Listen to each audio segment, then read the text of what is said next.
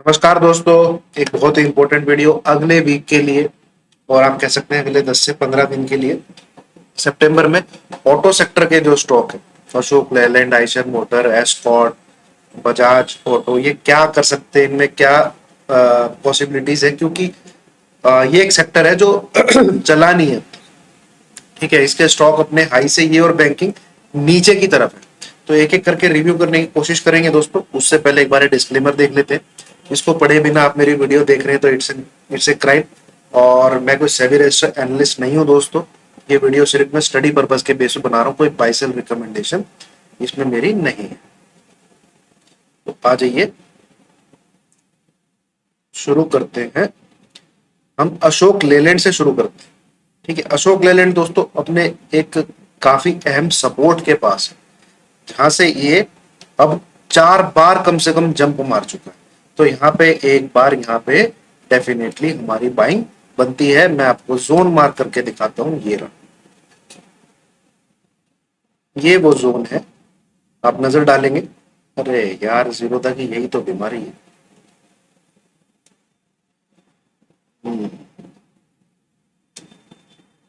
First time यहाँ पर, then यहाँ तो काफी लंबा कंसोलिडेशन किया इसने, मार्च, अप्रैल, मई, मिड ऑफ मई तक। ठीक है, देन एक बार फिर जून में भी दर्शन करने आया। तो अभी इससे रहा नहीं जा रहा, अगस्त वाले मंथ में भी यहाँ पे इसके दर्शन करने आ गया। फर्क क्या है? फर्क क्या है? इस बार दर्शन करने आया है, इस बार ये 200 ईएमए को टच कर सकता है। जो ये येलो कलर की लाइन आपको दिख रही होगी, इसको इस बार ये छूने की कोशिश करेगा।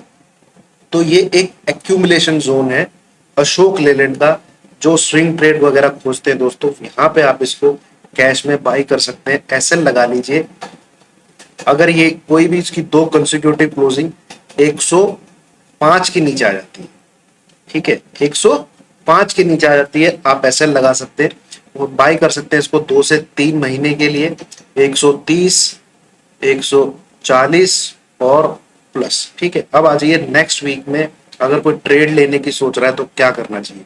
नेक्स्ट वीक में आप इसमें बाई कर सकते हैं 121 के ऊपर, बट आपको प्रॉफिट बुक कर लेना है 122.50। इससे ऊपर की फिलहाल ना सोचे, क्योंकि ये जो ऊपर से नीचे की तरफ ईएमएस आ रहे हैं, ये इसको ऊपर बढ़ने नहीं देंगे। एक सेल का सौदा बन सकता है आपका बिलो 117।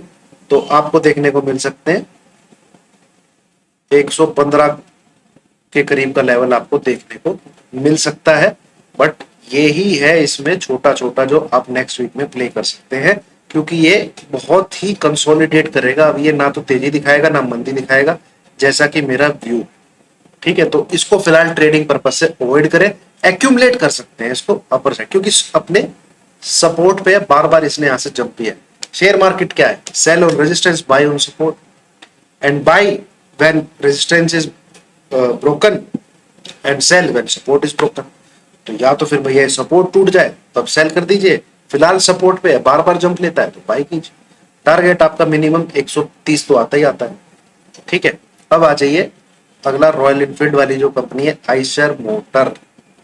आइशर मोटर में आप बाय करके चल सकते हैं 2580 के ऊपर। 2580 के ऊपर बाय करेंगे तो 2600 और 2610, बस यहाँ पे प्रॉफिट बुक कर लेना भाई।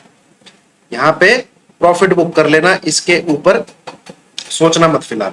एंड सेल करने की रिकमेंडेशन इसमें फिलहाल नहीं है, क्योंकि अगर है भी तो 2548, 2550 के नीचे सेल करिए।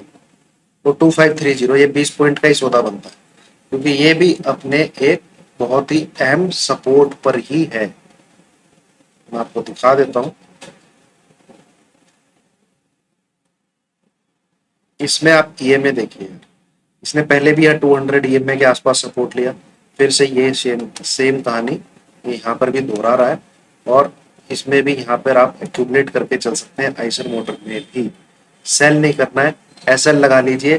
कोई भी क्लोजिंग इसके 2480 के नीचे, दो कंसेक्यूटिव क्लोजिंग 2480 के नीचे आती है तो आपका एसएल है। टारगेट 2750। तो टू, सुन लीजिए भी, 2480 के नीचे 2 कंसेक्यूटिव ठोक देना है इसको।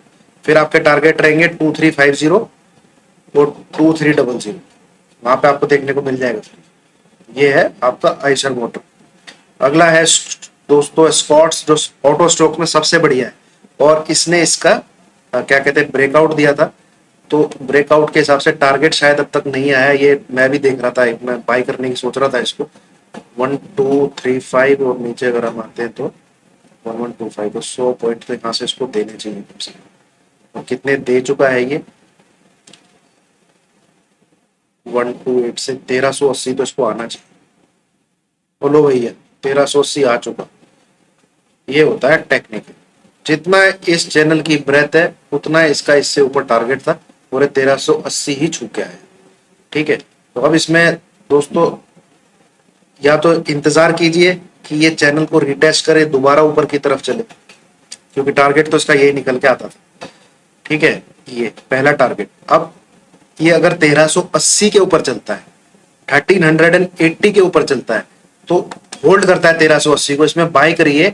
आपको 1440 और 1480 ये दो लेवल देखने को मिल सकते हैं। 1440 1470 से कंडीशन एक ही रहेगी, 1380 के ऊपर ट्रेड करना चाहिए।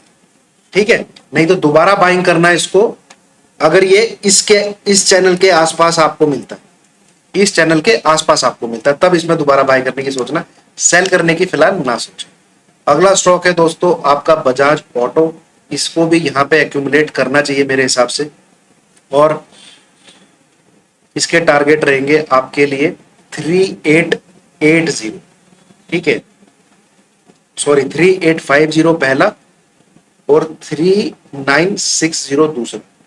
3850 पहला, 3960 दूसरा। एसएल लगाइए दो कंसेक्यूटिव क्लोजिंग 3560 के नीचे, 3560 के नीचे दो कंसेक्यूटिव क्लोजिंग एसएल, ये टारगेट रहेंगे आपको।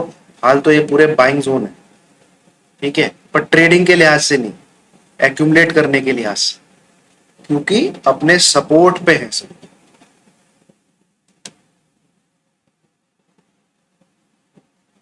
यहां पे सपोर्ट, ठीक है, थोड़ा मैंने ऊपर खींचा है क्योंकि अशोक लेलैंड की तरह ही इसका 200 ईएम में यहाँ पे आ गया। अगर इसी लेवल को तोड़ देगा तो बहुत नीचे चला जाएगा, फिर बाइंग करने का कोई मतलब नहीं है। उस स्टॉक को कभी ना बाय करें जो अपने 200 ईएमए के नीचे ट्रेड करना शुरू कर दे। वीकली चार्ट में, सॉरी डेली चार्ट में काफी दिनों तक नीचे उसके ट्रेड करता रहे, तो उसमें बाय करने की आपको कोशिश नहीं करनी चाहिए, वो बियरिश मोड में चला जाता है। ठीक है, अब आ जाते हैं हम अगला stock hero MotoCorp. Hero MotoCorp को भी यहाँ पे दोस्तों एक्यूमुलेट करना चाहिए।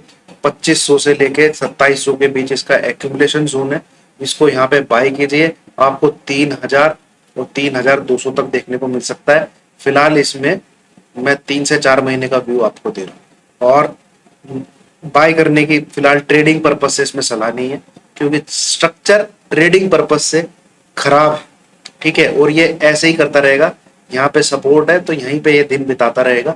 फिलहाल एक्यूमुलेट करिए इसको इस जोन के अंदर, और टारगेट आपके मैंने अपडेट कर दिए हैं। सबसे पहला टारगेट आपका, अगर आप बिल्कुल आसपास का देखें तो 2850 रहेगा। दूसरा टारगेट आपका रहेगा 3030, और तीसरा टारगेट आपको जो अचीव हो जाना चाहिए 3220, और राउंड फिगर आप 3250 ले सकते हैं। बट ये जो मैंने यहाँ पे जोन मार्क करके रखा है, ये इसका एक्यूमुलेशन जोन ही है। ठीक है, देन लास्ट अभी जो फिलहाल अपना पसंदीदा चल रहा है टाटा मोटर। टाटा मोटर को दोस्तों बिंदास उठाते रहिए। मैं तो ये कहूंगा जो इसकी वेव पैटर्न है ना, ठीक है, इसको बिंदास एक्यूमुलेट करिए। इसका target 500 plus long term, long term में 500 प्लस है इसका लेवल। और अगर आप मैं नेक्स्ट वीक ट्रेड करना चाह रहे हैं तो इसको बाय कीजिए 289 के ऊपर, 289 के ऊपर बाय कीजिए। पहला टारगेट आपका 293 और दूसरा टारगेट आपका 297। बस ये दो सेल करने की सलाह रहेगी, वो रहेगी अपनी 281 के नीचे। 281 के नीचे सेल कीजिए। पहला टारगेट आपका 276, दूसरा टारगेट 274, 200 ये, बस ये है टाटा मोटर। तो ये था दोस्तों एस स्टॉक्स एक्यूमुलेशन जोन में है फिलहाल ऑटो सेक्टर के। और नेक्स्ट, हाँ मारुति भूल गए यार, मारुति को भी एक्यूमुलेट करिए गाइस, मारुति को भी एक्यूमुलेट करिए, एसएल लगाइए 6500 के नीचे कोई भी दो कंसिक्यूटिव क्लोजिंग, और अभी फिलहाल 6624 पे है, 6500 के नीचे दो कंसिक्यूटिव क्लोजिंग एसएल लगाइए। और अगर ये उसको तोड़ देता है तो मैं आपको बता देता हूँ इसमें होने क्या वाला है, ठीक है, एक बेहतरीन ट्रेड बनेगा। बट फिलहाल तो इसको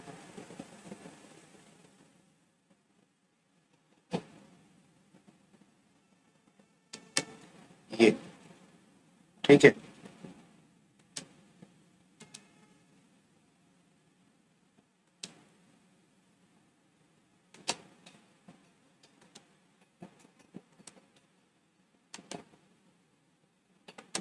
ये टूटेगा तो आप सिंपल सा टारगेट लगा लेना 600 रुपये, 6000 का।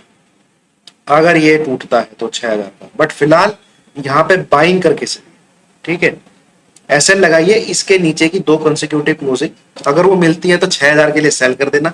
बट फिलहाल यहाँ पे एक्यूमुलेट करिए, पहला टारगेट आपका निकल के आता है 7200, ठीक है, 7200। ट्रेडिंग करने की सलाह नहीं रहेगी, स्ट्रक्चर खराब है, सपोर्ट पे है, सेल करने का कोई फायदा नहीं है।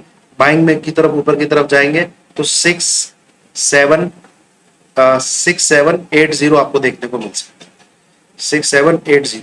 बट उसके लिए बाय कब करना है वो लेवल भी नोट कर लीजिए, वो लेवल है 6700, 6700 के ऊपर बाय करेंगे तो 6770, 70 पॉइंट के लिए आपको ट्रेड मिल सकता है आपका मारुति, ठीक है। Thank you very much.